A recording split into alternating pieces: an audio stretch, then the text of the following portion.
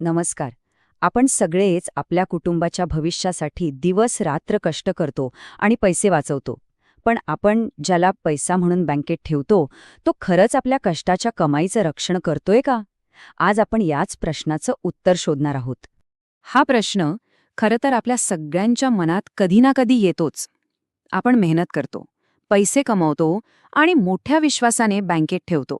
पण तिथे ती कमाई खरंच सुरक्षित आहे का? की तिची ताकद, तिची किंमत हळूहळू कमी होते?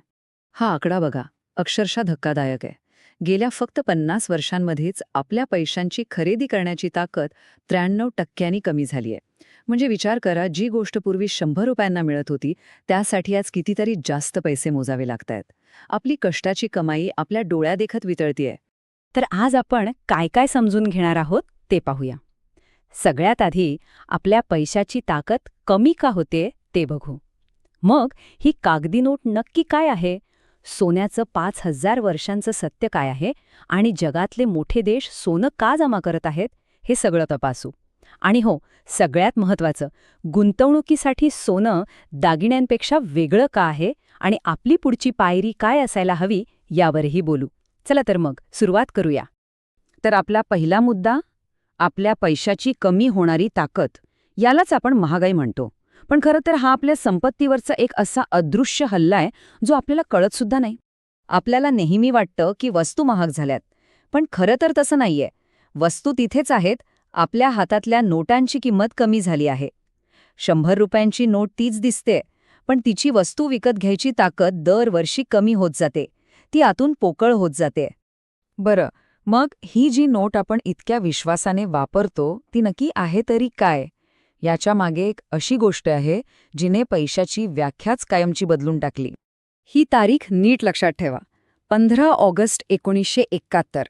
याच दिवशी अमेरिकेच्या राष्ट्राध्यक्षांनी एक तात्पुरता निर्णय घेतला आणि जगातल्या सगळ्या चलनांचं सोन्याशी असलेलं नातं तोडून टाकलं. आणि गंमत म्हणजे तो तात्पुरता निर्णय आजही कायम आहे. तेव्हापासून आपला पैसा म्हणजे फक्त एक विश्वास, एक आश्वासन. म्हणजे आपल्या खिशातली नोट सोनं नाही, चांदी नाही किंवा दुसरी कोणतीही खरी संपत्ती नाही. ते आहे फक्त एक सरकारी श्वासन.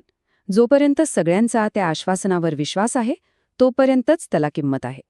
मग खरं काय आहे? खरी संपत्ती कोणती?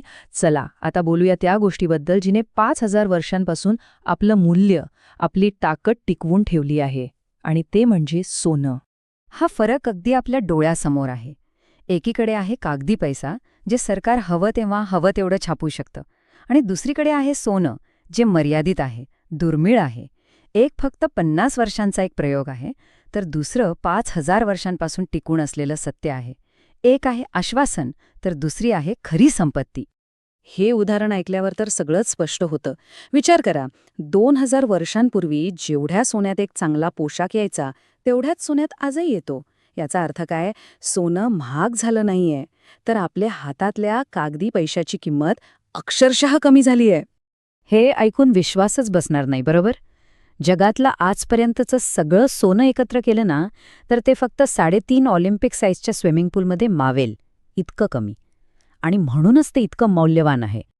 आता मनात एक प्रश्न येतो की हे सगळं ठीक आहे, पण मग जगातले मोठे मोठे देश, त्यांच्या सेंट्रल बँक्स इतक्या मोठ्या प्रमाणात सोनं का खरेदी करत आहेत? त्यांना असं काय दिसतंय जे सामान्य माणसाला दिसत नाहीये? जरा या आकड्यांवर नजर टाका. चीन, भारत, पोलंड, तुर्कस्तान, जगातले मोठे मोठे देश रेकॉर्ड ब्रेक सोनं खरेदी करत आहेत.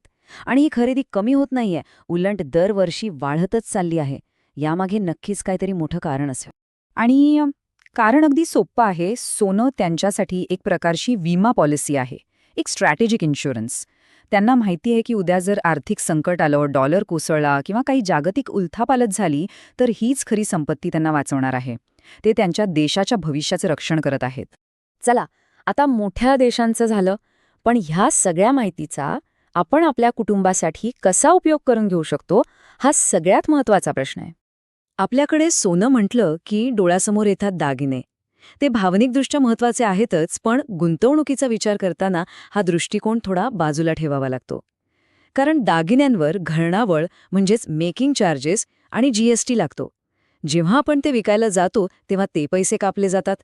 म्हणून गुंतवणुकीसाठी दागिने नाही तर शुद्ध सोनं महत्वाचं आहे. मग शुद्ध सोन्यात गुंतवणूक कशी करायची? तर हे 3 अगदी सोपे आणि सुरक्षित मार्ग आहेत. त्यातले सार्वभौम सुवर्ण रोखे म्हणजे सॉव्हरेन गोल्ड बॉन्ड्स किंवा SGBs तर थेट सरकार विकतं, त्यामुळे ते सर्वात जास्त सुरक्षित आहेत आणि त्यावर आपल्याला व्याजसुद्धा मिळतं. तर आता आपण जवळजवळ सगळ्या गोष्टी समजून घेतल्या आहेत. आता वेळ आहे शांतपणे विचार करण्याची आणि आपल्या कष्टाच्या कमाईसाठी एक योग्य निर्णय घेण्याची. ही गोष्ट खूप खरी आहे. बदल नेहमी हळूहळू होतात, इतके हळू की ते आपल्या लक्षातही येत नाहीत. आठवा, पूर्वी प्रत्येकाच्या घरी वर्तमानपत्र यायचं. आज किती जणांच्या घरी येतं? बदल कधी झाला कळलंच नाही. आर्थिक जगातही असंच होतं. जेव्हा धोका सगळ्यांना दिसू लागतो तेव्हा खूप उशीर झालेला असतो. म्हणूनच आजच विचार करायला हवा. आपल्या कष्टाच्या कमाईला ह्या अदृश्य शत्रूपासून वाचवण्यासाठी, आपल्या कुटुंबाच्या भविष्यासाठी हे 5000 वर्ष जुनं सत्य वापरण्याची हीच योग्य वेळ आहे का? विचार करा. कारण आपल्या कष्टाच्या कमाईचं रक्षण करण्याची जबाबदारी ही आपलीच आहे.